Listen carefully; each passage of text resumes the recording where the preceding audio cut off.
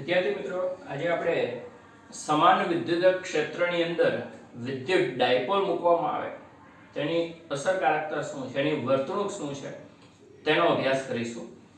હવે આકૃતિમાં સમાન વિદ્યુત ક્ષેત્ર ઉપર તરફની દિશામાં છે, સદિશ E. બધી જગ્યાએ સદિશ E સમાન જ છે, પણ એ બતાવવામાં નથી આવ્યું. એમાં એક વિદ્યુત ડાયપોલ મૂકેલી છે. વિદ્યુત ડાયપોલમાં અહીંયા ઋણ વીજભાર છે, અહીંયા ધન વીજભાર છે, એમની વચ્ચેનું અંતર 2a છે. અહીંયા ડાયપોલનું કેન્દ્ર છે, એટલે આ અંતર a થશે, આ અંતર a થશે. ડાયપોલ મોમેન્ટનો સદિશ p છે, એની દિશા ઋણ વીજભારથી ધન વીજભાર તરફ, એટલે આ રીતે ડાયપોલ મોમેન્ટ સદિશ p ની દિશા છે ને ક્ષેત્ર ઉપર તરફ છે, એટલે e અને p વચ્ચેનો ખૂણો થીટા છે. હવે અહીંયા એક કાટકોણ ત્રિકોણ આપણે વિચારીએ તો કર્ણનું માપ a છે, આ ખૂણો થીટા હોય તો આ પણ થીટા થાય, તો આ એની સામેની બાજુ છે. જો કર્ણ a હોય, ખૂણો થીટા હોય તો સામેની બાજુ a sin થીટા થાય, એટલે આટલું માપ a sin થીટા થશે અને આટલું માપ પણ a sin થીટા થશે, એટલે આ ટોટલ જે માપ છે આ લંબ માપ એ 2a sin થીટા થશે. ત્રાંસુ માપ 2a છે પણ લંબ માપ 2a sin થીટા થશે, બંને બાજુ a sin થીટા. આની જરૂર એટલા માટે પડશે કે ટોર્ક મેળવવા માટે. હવે વિદ્યુત ક્ષેત્રમાં ધન વિદ્યુતભાર મૂકો તો બળની દિશા ક્ષેત્રની દિશામાં હોય, એટલે ધન વીજભાર પર લાગતું બળ ક્ષેત્રની દિશામાં +qe, ઋણ વીજભાર પર લાગતું બળ ક્ષેત્રની વિરુદ્ધ દિશામાં એટલે -qe છે. તો આ બંને બળો એટલે કે ડાયપોલ પર લાગતું પરિણામી બળ કેટલું હશે? સિગ્મા સદિશ F. બંને બળોનો સદિશ સરવાળો કરવામાં આવે તો એક છે qe સદિશ, બીજું છે -qe સદિશ, જવાબ આવશે 0. તો બે સમાન મૂલ્યના પરસ્પર વિરુદ્ધ દિશાના બે બળો લાગે છે, એટલે એનું પરિણામી બળ શૂન્ય થાય છે. પરંતુ એ બે બળો એક રેખસ્થ નથી, એની કાર્યરેખા જુદી છે, એટલે બળ યુગ્મની રચના કરે છે. બળ યુગ્મની ચાક માત્રા એટલે ટોર્ક થશે. એટલે આ જે ડાયપોલ છે ને એના પર ટોર્ક લાગશે, ને ટોર્ક લાગે એટલે ભ્રમણ કરશે. આ રીતે ડાયપોલ છે, આ બાજુ +q અને આ બાજુ -q બળ લાગે છે, એટલે ડાયપોલ ઉપર કે નીચે તરફ રેખીય ગતિ કરી શકશે નહીં. પરંતુ સમાન મૂલ્યના વિરુદ્ધ દિશાના બળો હોવાને કારણે શું થાય? ઉપર તરફ ને નીચે તરફ બળ લાગે એટલે ડાયપોલનું ભ્રમણ થશે. એટલે અહીંયા બળ યુગ્મની ચાક માત્રાની રચના થાય છે. ડાયપોલ પર ટોર્ક લાગે છે અને ડાયપોલ ભ્રમણ કરશે. કઈ દિશામાં ભ્રમણ કરે? આકૃતિ પ્રમાણે વિષમ ઘડી દિશામાં એનું ભ્રમણ થશે, એમ આપણે કહી શકીએ છીએ. આ રીતે ડાયપોલનું ભ્રમણ થશે વિષમ ઘડી દિશામાં. હવે તો એ ટોર્ક કેટલું છે એ આપણે શોધવાનું છે. જો ટોર્કમાં તમે બે રીતે મેળવી શકો, બંનેના ટોર્કનો સદિશ સરવાળો કરો, પરિણામ લાવો, પણ એ તો ચાક ગતિ ચેપ્ટરમાં કરી જ દીધું છે. અહીંયા ડાયરેક્ટલી બળ યુગ્મની ચાક માત્રા ટોર્ક એટલે શું? બેમાંથી કોઈ એક બળનું મૂલ્ય અને બે બળો વચ્ચેનું લંબ અંતર જે પહેલેથી આપણે મેળવી દીધું છે. તો બેમાંથી કોઈ પણ એક બળનું મૂલ્ય એટલે કેટલું છે? qe છે. બે બળો વચ્ચેનું લંબ અંતર આ લંબ અંતર થશે, જે આવે છે 2a sin થીટા, એટલે આ બળ યુગ્મની ચાક માત્રા ટોર્કનું મૂલ્ય થયું. આપણે જાણીએ છીએ q 2a એટલે ડાયપોલ મોમેન્ટ p નું મૂલ્ય થાય. p એટલે q 2a. તો ટોર્કનું મૂલ્ય કેટલું આવશે? p e sin theta. p સદિશ છે, e સદિશ છે, બંને વચ્ચેનો ખૂણો થીટા છે, તો આ p ક્રોસ e નું મૂલ્ય બતાવે છે. તો ટોર્કને સદિશ સ્વરૂપે લખીએ, બે સદિશોનો સદિશ ગુણાકાર, તો આ લખાશે સદિશ p ક્રોસ e. તો અહીંયા જે ડાયપોલ છે એના પર લાગતું ટોર્ક આવશે સદિશ p ક્રોસ e. ટોર્કની દિશા કઈ હશે? ટોર્કને કારણે ભ્રમણ તો વિષમ ઘડી દિશામાં થાય છે, પણ ટોર્કની દિશા કઈ હશે? આ p છે, આ e છે, બે સદિશોનો સદિશ ગુણાકાર છે. a ક્રોસ b ની દિશા, a ક્રોસ b ની દિશા જમણા હાથના સ્ક્રૂના નિયમથી a અને b થી બનતા સમતલને લંબ રૂપે હોય, એટલે ટોર્કની દિશા છે આ જે સમતલ છે ને એને લંબ રૂપે હશે. લંબ રૂપે કાં તો બહાર આવતી હોય ને કાં તો અંદર આવતી હોય, એ આને આધારે નક્કી કરી શકે. જમણા હાથના સ્ક્રૂને p અને e થી બનતા સમતલને લંબ રૂપે ગોઠવી p થી e તરફ ફેરવો, સ્ક્રૂ જે દિશામાં આગળ વધશે એ ટોર્કની દિશા થશે. અથવા તો જમણો હાથ જ છે ને, સૌથી સરળ આ જ પડશે. પહેલા સદિશ p ની દિશામાં આંગળીઓને ગોઠવો, બીજો સદિશ E ઉપર તરફ છે તો એની દિશામાં આંગળીઓને વાળો તો P થી E તરફ આંગળીઓને વાળવામાં આવે તો અંગૂઠો બહાર આવે છે એટલે આ ટોર્કની દિશા લંબ રૂપે બહાર આવતી દિશા છે તો આ રીતે સમાન વિદ્યુત ક્ષેત્રમાં ડાયપોલની વર્તણૂક થઈ એક લાઈનમાં લખવું હોય સમાન ક્ષેત્રમાં ડાયપોલની વર્તણૂક શું તો કે ડાયપોલ પરનું પરિણામી બળ શૂન્ય છે એટલે રેખીય ગતિ નહીં કરી શકે પરંતુ એના પર ટોર્ક લાગે છે એટલે ડાયપોલ ચાક ગતિ કરશે તો ટૂંકમાં સમાન ક્ષેત્રમાં ડાયપોલની વર્તણૂક એ છે કે ભ્રમણ કરશે ક્યાં સુધી કરશે સતત ભ્રમણ કરશે તો કે ના જ્યારે ડાયપોલ આમ ગોઠવાઈ જશે જ્યારે પ્લસ q અહીંયા આવી જશે અને માઈનસ q અહીંયા આવશે ત્યારે ડાયપોલ મોમેન્ટ સદિશ p અને એ એક જ દિશામાં સમાંતર ગોઠવાઈ જશે અને સમાંતર ગોઠવાય સદિશ p સમાંતર થઈ જાય સદિશ e તો θ બનશે 0 અને sin 0 ની કિંમત આવે 0 એટલે ટોર્ક શૂન્ય બનશે એટલે ભ્રમણ અટકી જશે એટલે હંમેશા ડાયપોલ ભ્રમણ કરતી નહીં રહે ક્ષેત્રને સમાંતર ગોઠવાય ત્યાં સુધી ભ્રમણ કરશે એક વખત ડાયપોલ ક્ષેત્રને સમાંતર થઈ ગયા બાદ ભ્રમણ અટકી જશે હા ત્યાંથી એને તમે ફરી વિચલિત કરો થીટા કોણે તો ફરી એ ભ્રમણ કરશે તો ટોર્ક વિરુદ્ધ કાર્ય કરવું પડશે એને વિચલિત કરવા માટે ડાયપોલ ક્ષેત્રને સમાંતર ગોઠવ્યા બાદ તમારે એને થીટા ખૂણે સૂક્ષ્મ સ્થાનાંતરિત કરવી હોય તેના માટે ટોર્ક વિરુદ્ધ કાર્ય કરવું પડે જેટલું કાર્ય કરો એટલી એની સ્થિતિ ઊર્જામાં સંગ્રહિત થાય હંમેશા સંરક્ષી બળ હોય એની વિરુદ્ધમાં કરેલું કાર્ય વેડફાતું નથી પરંતુ સ્થિતિ ઊર્જા સ્વરૂપે સંગ્રહિત થાય છે વિદ્યુત બળ સંરક્ષી બળ છે વધારે ડિટેલમાં વાત એની ચેપ્ટર 2 ની અંદર કરીશું તો આ રીતે સમાન ક્ષેત્રમાં ડાયપોલની વર્તણૂક થઈ દાખલા તરીકે એક સમાન વિદ્યુત ક્ષેત્ર ઉપર તરફ છે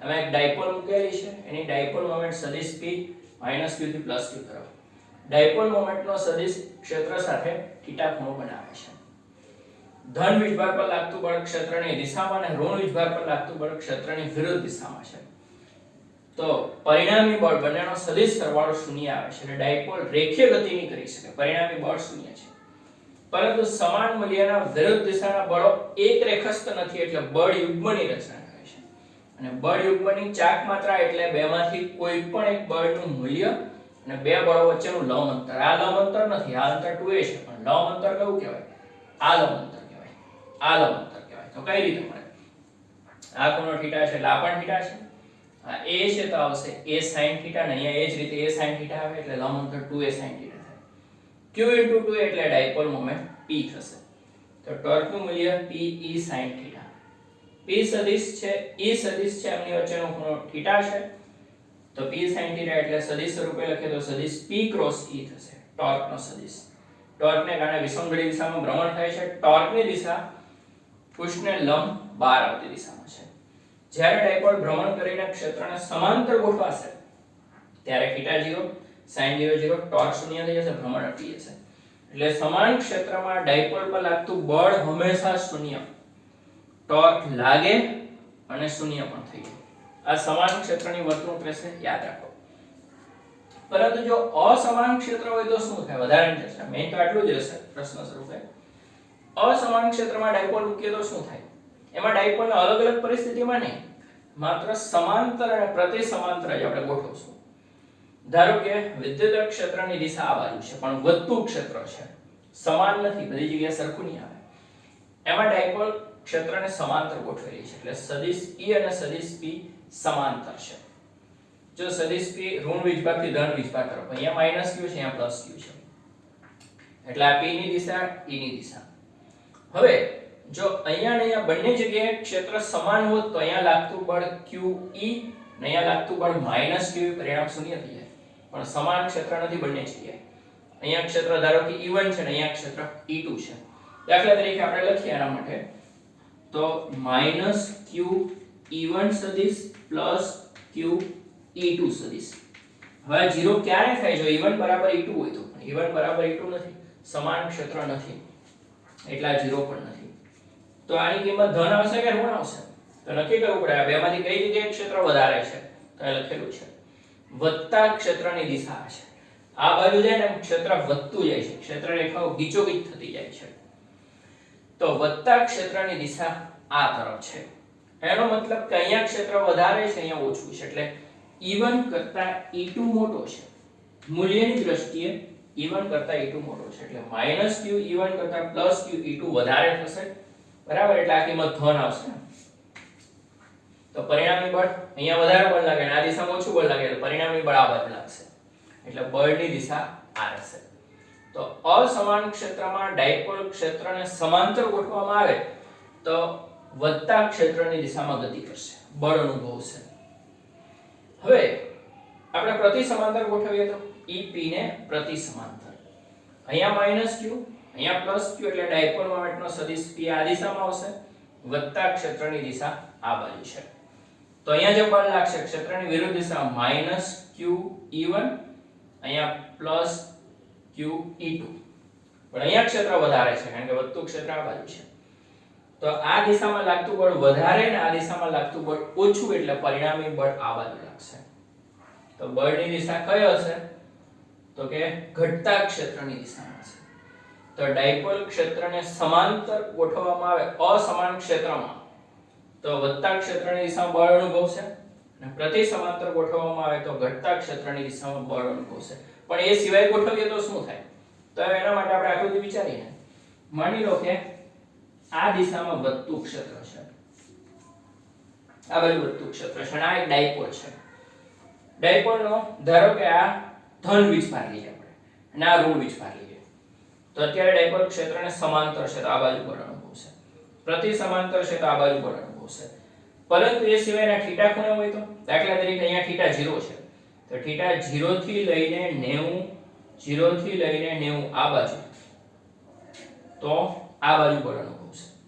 પરંતુ જો થીટા 90 થી મોટો 180 સુધી આ બાજુ હોય, 90 થી મોટો 180 સુધી આ બાજુ હોય તો બળ આ બાજુ અનુભવશે. એટલે 0 થી 90 બંને તરફ 0 થી 90 હશે તો વધતા ક્ષેત્રની દિશામાં, અને 90 થી 180 હશે તો ઘટતા ક્ષેત્રની દિશામાં બળ અનુભવશે, એ જોઈ શકાય. તો અસમાન ક્ષેત્રમાં ડાયપોલની વર્તણૂક શું? તો જો અહીંયા ટોર્ક તો લાગશે જ, ભ્રમણ તો થશે, ક્ષેત્રને સમાંતર ગોઠવે ભ્રમણ અટકી જશે પણ બળ તો લાગ્યા જ કરશે.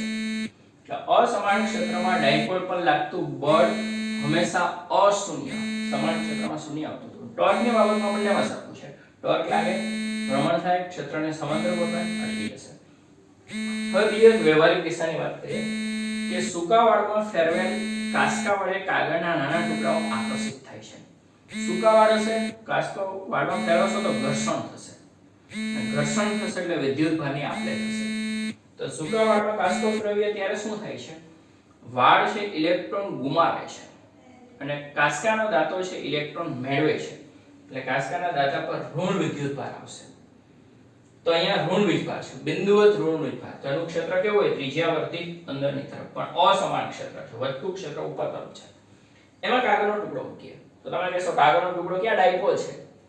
સાચી વાત છે, કાગળનો ટુકડો ડાયપોલ નથી, એમાં પહેલેથી કોઈ ડાયપોલ નથી, પણ ડાયપોલ પ્રેરિત થશે. દાખલા તરીકે અહીંયા ઋણ વીજભાર છે અને આ કાગળનો ટુકડો છે, તો અહીંયા રહેલા ઇલેક્ટ્રોન અપાકર્ષણ અનુભવશે, એટલે ઇલેક્ટ્રોન અહીંયા જમા થશે, તો અહીંયા ધન વીજભાર ખુલ્લો પડશે, એટલે ડાયપોલ પ્રેરિત થઈ ગઈ. હવે અસમાન ક્ષેત્રમાં ડાયપોલ મૂકો તો એ બળ અનુભવે. કઈ બાજુ અનુભવે?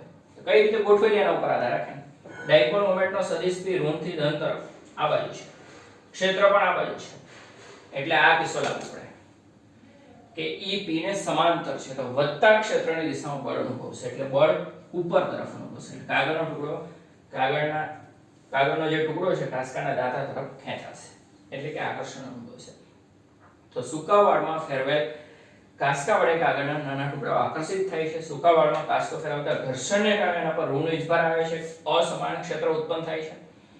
એમાં કાગળનો નાનો ટુકડો મૂકો તેમાં ડાયપોલ પ્રેરિત થાય છે અને અસમાન ક્ષેત્રમાં ડાયપોલ પર વધારે પ્રબળ ક્ષેત્રની દિશામાં બળ લાગશે, એટલે કાગળના નાના ટુકડાઓ છે કાસ્કાના દાંતા તરફ આકર્ષિત થશે, એ જોઈ શકાય. પણ નાના ટુકડા હોવા જોઈએ એટલે એનું વજન બળ છે કે ધારો કે અહીંયા કાસ્કાનો દાંતો છે ને અહીંયા કાગળનો ટુકડો છે, નીચે તરફ વજન બળ લાગે અને આ બાજુ વિદ્યુત બળ લાગે, તો વજન બળની સરખામણીએ વિદ્યુત બળ વધારે હશે તો ખેંચાશે, પણ કાગળનો મોટો ટુકડો મૂકી દેશો તો વજન બળ વધારે હશે વિદ્યુત બળની સરખામણીએ, તો એ ગતિ નહીં કરી શકે. એટલે અવગણીય વજન બળ હશે તો વિદ્યુત બળ અસરકારકતા દર્શાવશે. તો કે હલકા કાગળના ટુકડાને આ લાગુ પડશે.